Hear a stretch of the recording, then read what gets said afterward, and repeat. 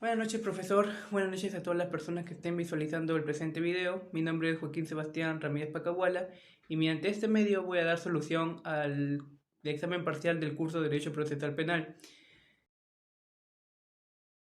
Respecto a la primera pregunta, corresponde decir que sí es posible la acumulación de los procesos que se mencionan en el caso, los cuales son los iniciados contra el señor Tomás Pajares, dado que éste había realizado diversos pagos a distintos alcaldes de provincias tales como El Santa, Callao y Tumbes, a efectos de conseguir un contrato de obra pública en cada uno de estas provincias. Del mismo modo, cabe señalar que a cada uno de estos funcionarios públicos se le inició su respectivo proceso penal y que cada uno de estas se encuentra en la etapa de investigación preparatoria en sus respectivas provincias.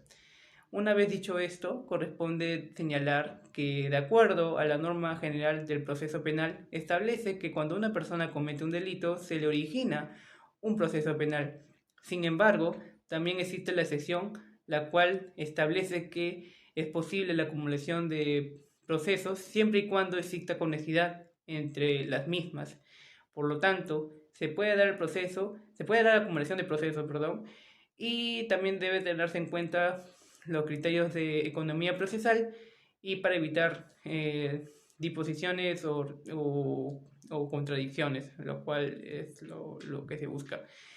Una vez dicho esto, corresponde señalar si, en base a los hechos del caso, si cumplen con las condiciones exigidas por la acumulación procesal en el ámbito penal. En primer lugar, tenemos que respecto si hay una probabilidad de delitos, la cual es evidente, dado que en cada uno de los procesos iniciados se puede identificar el delito de cohecho y el delito de apropiación ilícita correspondiente.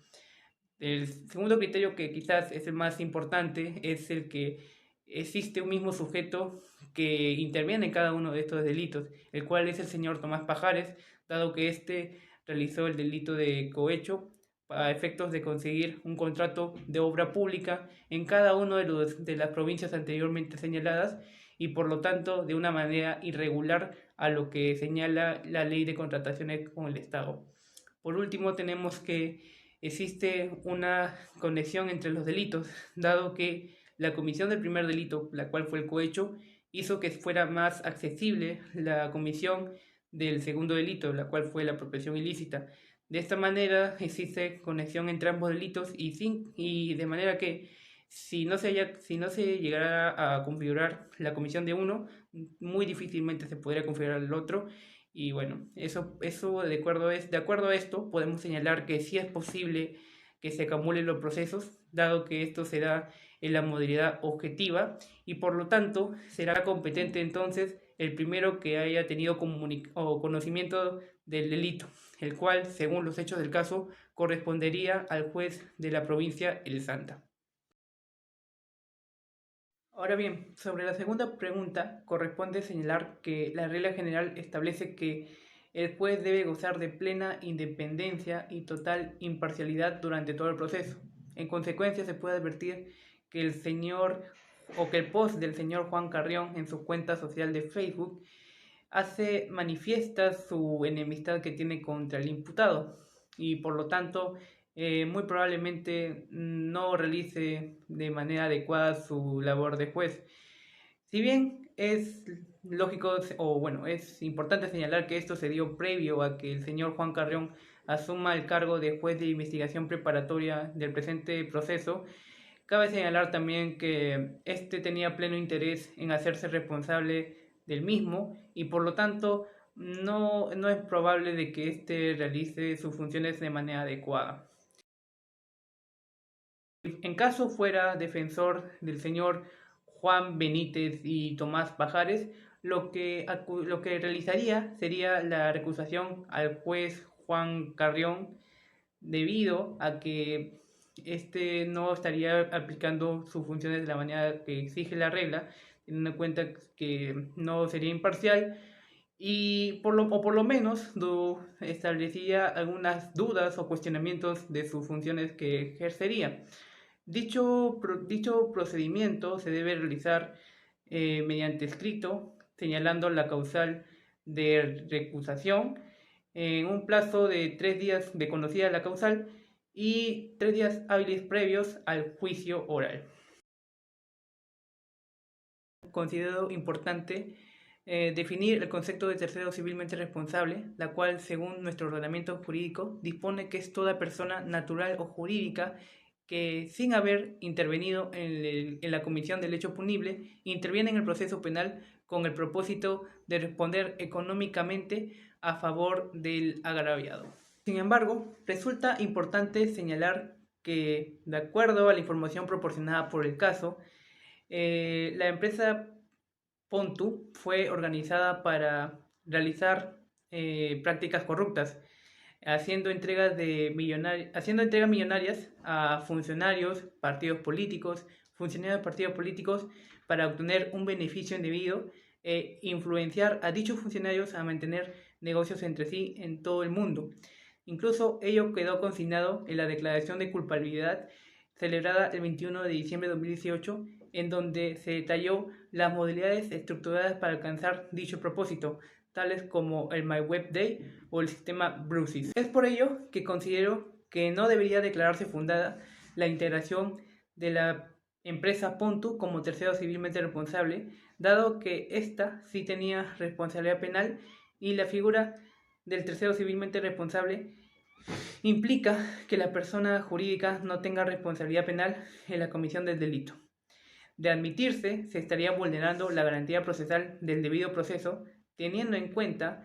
que si se integra la persona jurídica como tercero civilmente responsable y luego se constata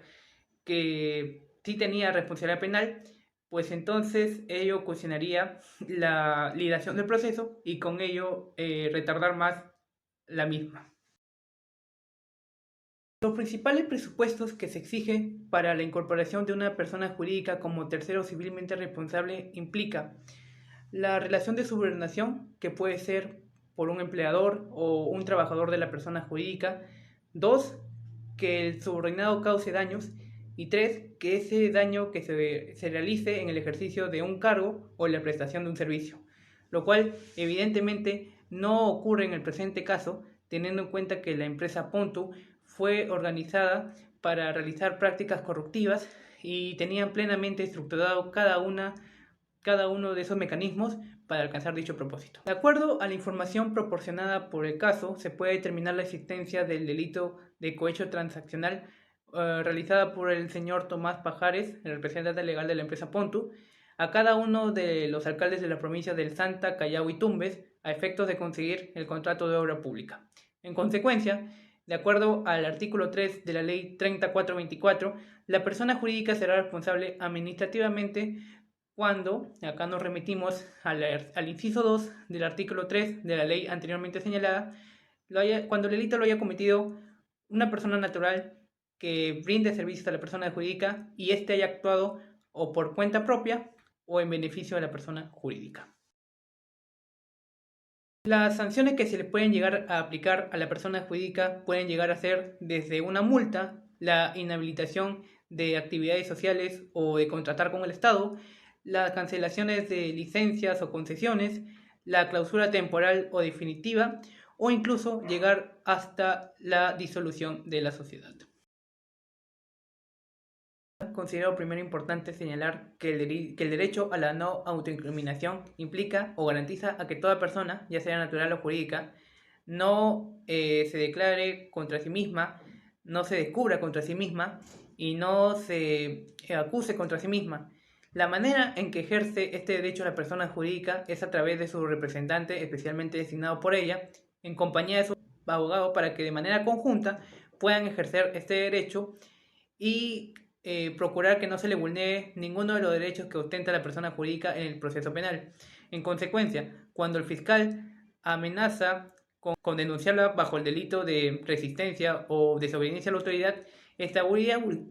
vulnerando el derecho a la no autoincriminación de la persona jurídica y por tanto se estaría desarrollando de manera irregular el proceso.